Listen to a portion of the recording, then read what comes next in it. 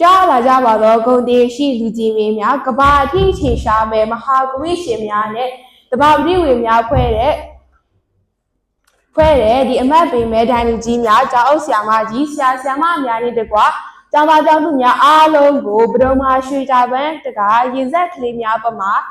ကျမ်းမာချမ်းသာရှင်လန်းကြပါစေလို့ဥစွာပနာမနှုတ်ကိုဆက်တာလိုက်ပါတယ်ရှင်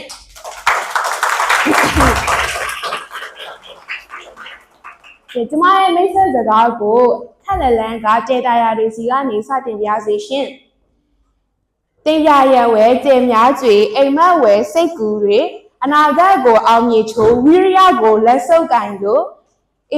င်းရတဲ့စိတ်မျောလင့်ခြင်းပိတ်စံပြပုတ်ကိုအင်းကြီးပေါ်မှာဖြစ်ချင်သူကအင်းရဆံပါဒီတော့ကျမကဝိရိယကိုပိုင်ဆောင်မှာလာရောက်တဲ့ကျေတာယာတွေကိုစူးစမ်းလို့စိတ်ပြင်ပြတဲ့ကျောင်းသူတရားပဲဖြစ်ပါတယ်ရှင်ကဲပရိသတ်ကြီးတို့ငငယ်တော့ကောင်းကင်ကိုကြည့်ပြီးငါသာအာဃာတရင်ဘူးဖြစ်ခဲ့ရင်ဆိုတဲ့စိတ်ကူမျိုးတွေးမှုတဲ့လူရှိပါသလားလက်လေဟုတ်ကဲ့လက်လေညော့ပြီးပြပေးပါဦးရှင်ဟုတ်ကဲ့ကျေးဇူးတင်ပါတယ်ဒီတော့ကျမတို့အားလုံးကစိတ်တူကိုယ်တူတွေပေါ့နော်ကဲကျမရဲ့ဒီစိတ်ကူလေးကိုကျမသာအာဃာတရင်ဘူးဖြစ်ခဲ့တော့ဆိုတဲ့ခေါင်းစဉ်လေးနဲ့ကျမရဲ့အိမ်မက်ခီးစဉ်အကြောင်းကိုပြောပြသွားပါမယ်ရှင်ပထမဆုံးအနေနဲ့ကျမသာအာဃာတရင်ဘူးဖြစ်ခဲ့ရင်ကျမရဲ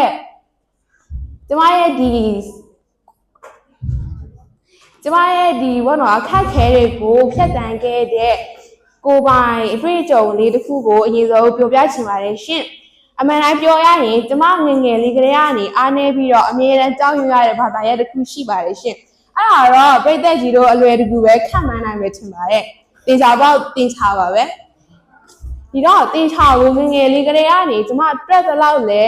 ဘာမှမထူတော့ဒီရလက်ကဒီတိုင်းပါပဲဒီတော့ကျမကလည်းလက်လျှော့ခြင်းစိတ်ဖြစ်သွားခဲ့ပါတယ်တို့ပေမဲ့လည်းဒီအာဃာတကိုခြေလမ်းဖို့ဆိုရင်ဒီဂျိုတို့တွေရဲ့ပြင့်မှတ်ဂျိုတွေရဲ့ပတ်လန်းနဲ့ယူပဗေဒရဲ့တွက်ချက်မှုတိုင်းကတင်ချပုံမှာပဲမူတည်နေတာဖြစ်ပါတယ်ဒီတော့အာဃာတကိုသွားခြင်းတဲ့ဒီလောင်မြိုက်နေတဲ့ကျမရဲ့ဆန္ဒကတင်ချကိုကြောက်တဲ့စိတ်ကိုအနာယူနိုင်ခဲ့ပါတယ်ဒီတော့ကျမပြောနေတာကရီမန်ချက်ကြီးရင်ကျမတို့မကြိုက်တဲ့အရာကိုတောင်မှကြိုက်အောင်ပြောင်းလဲပေးသွားနိုင်တဲ့အချစ်ကိုရှိပါတယ်ဆိုတာပဲဖြစ်ပါတယ်ကဲဆက်လက်ပြီးပြောမယ်ဆိုရင်အာဃာတအကြောင်းပြောကြတဲ့ကကျမရဲ့လေးစားအားကြရတယ်လို့နံပြကျဖြစ်တဲ့လကဘာပေါ်မှာပထမအဆုံးခြေချခဲ့တဲ့Neil Armstrongအကြောင်းကိုလည်းမိတ်ဆက်ပေးချင်ပါသေးတယ်သူ့အကြောင်းမပြောခင်သူ့ကိုကဘာကျော်စီခဲ့တဲ့အဖွဲ့အစည်းကြီးအကြောင်းတစ်ခုပြောပြချင်ပါတယ်အဲ့ဒါတော့ NASA လို့ခေါ်ပါတယ် NASA ဆိုတာက National Aeronautics and Space Administration ဆိုတဲ့အတူကောက်ဖြစ်ပြီးတော့ဒီ American ပြည်ထောင်စုကြီးရဲ့အာဃာတနဲ့သုတေသနစူးစမ်းရှာဖွေရေးလုပ်ငန်းကိုတာဝန်ယူရတဲ့အဖွဲ့အစည်းကြီးတစ်ခုပဲဖြစ်ပါတယ်ကဲ Neil Armstrong ကြောင့်ပြောရမယ်ဆိုရင်သူကငယ်လေးကလေးကနေပြီးတော့လေယာဉ်နဲ့ပတ်သက်တဲ့အရာတွေကိုအရန်စိတ်ဝင်စားခဲ့ပါတယ်။သူကဘလောက်ထိအောင်စိတ်ဝင်စားလဲဆိုရင်သူအသက်16နှစ်ပြည့်ဝင်းနေမှာတင်ကိုပိုင်လေယာဉ်မောင်းတဲ့လိုင်စင်ကိုရရှိခဲ့တယ်ပြည်သက်ကြီးရဲ့အော်စရာပဲမဟုတ်ပါလား။ဒီတော့ဒီယာဉ်မောင်းလိုင်စင်တွေမကောက်ဘောနော်လေယာဉ်မောင်းတဲ့လိုင်စင်မှာရရှိသွားတယ်ဆိုတော့သူရဲ့လေယာဉ်ပေါ်ဘလောက်ထိစိတ်ဝင်စားလဲဆိုတာကိုကျမတို့ပြသသွားပေးပါတယ်။ဆက်လက်ပြီးတော့သူက1969ခုနှစ်မှာ NASA ရဲ့ထိပ်တန်းအစမ်းသက်အာဃာတမှုစင်ရေးတွေကိုအရွေးချယ်ခံရပြီးတော့ Apollo 11နဲ့သူလကဘာပေါ်ကိုပထမအဦးဆုံးခြေချခဲ့ပါတယ်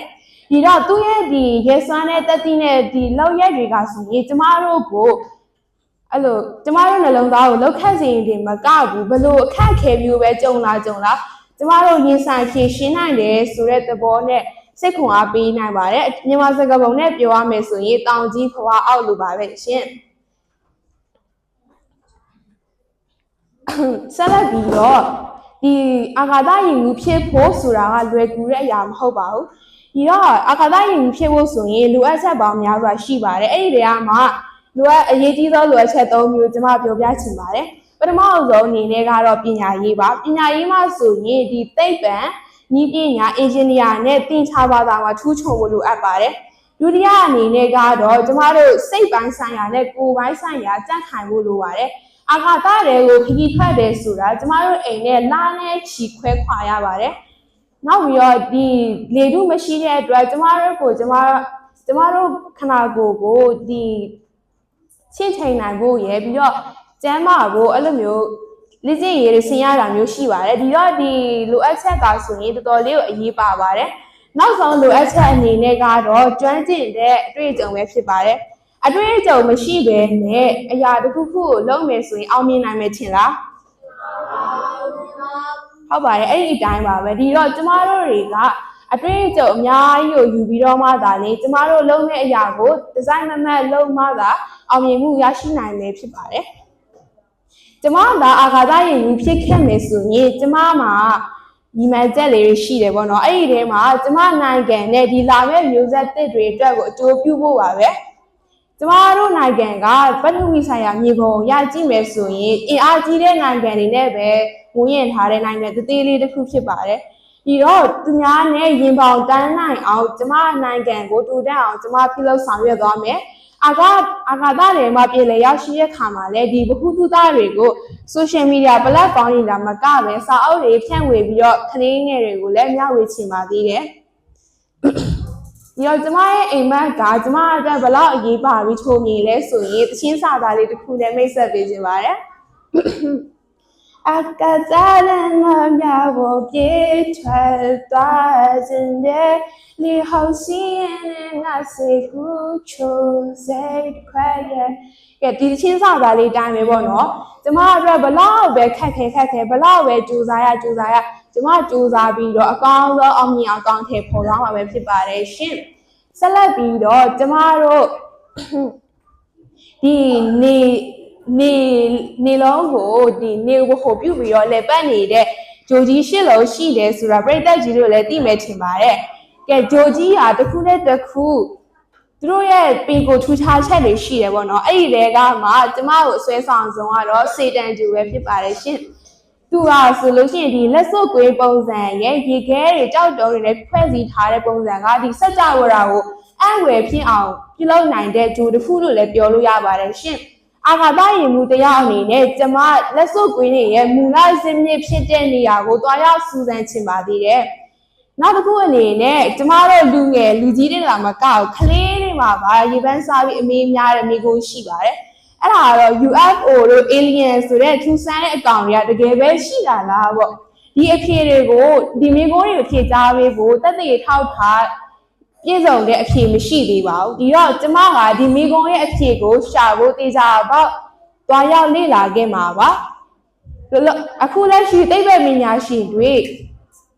စူးစမ်းလေ့လာနေတဲ့ဂျိုကြီးတွေကမှ Mars ဂျိုအကြောင်းကျမပြောပြချင်ပါတယ်ဒီဂျိုကကျမတို့ကဘာနဲ့တိတ်မကွာခြားပါဘူးဘယ်လိုလဲဆိုတော့သူ့မှာရေရရှိနိုင်တယ်ပြီးတော့ကဘာကြီးတော့နေစွမ်းအင်ကိုမရရှိပေမဲ့လည်းအပင်တွေရှင်တန်နိုင်တဲ့အထိပေါ့နော်သူအပူချိန်ကလောရရှိပါတယ်ဒီတော့ mouse ကျူမှာအပင်တွေစိုက်ဖို့ဖြစ်နိုင်လားမဖြစ်နိုင်သေးဘူးလားဆိုတော့သူတို့ကတော့လေ့လာနေတော့ပါပဲဒီတော့ကျမပြောချင်တာကကျမကအာကာသလည်းရောက်ခဲ့မယ်ဆိုရင် mouse ကျူမှာပထမဦးဆုံးသူပြင်ဆိုင်နိုင်တဲ့အမျိုးသမီးဖြစ်အောင်ကျမကြိုးစားမယ်ကျမတို့အမျိုးသမီးတွေကဘလောက်စွမ်းလဲဘလောက်တော်တဲ့အကြောင်းကျမတက်တည်ပြသွားချင်ပါတယ်ကဲနောက်ဆုံးအနေနဲ့ကတော့ကျမတို့တယောက်စီတိုင်းဟာကိုယ့်အိမ်မက်ကိုကိုယ့်အိမ်မက်နောက်လိုက်နေတဲ့အောင်ဝဲရှင်နေကြီးပါပဲဒီတော့ကျမတို့ရဲ့ပြဿနာတွေအားလုံးကိုလက်မလျှော့ဘဲနဲ့တေချာပုတ်စာလို့ဖြေရှင်းပြီးတော့အာဃာတလိုအကန့်အသတ်မရှိတဲ့အိမ်မက်တွေပြုလုပ်ဖို့တတိရှိကြပါလို့တိုက်တွန်းရင်းဒီကောင်ချုပ်အပ်ပါတယ်ရှင်အားလုံးကျေးဇူးတင်ပါတယ်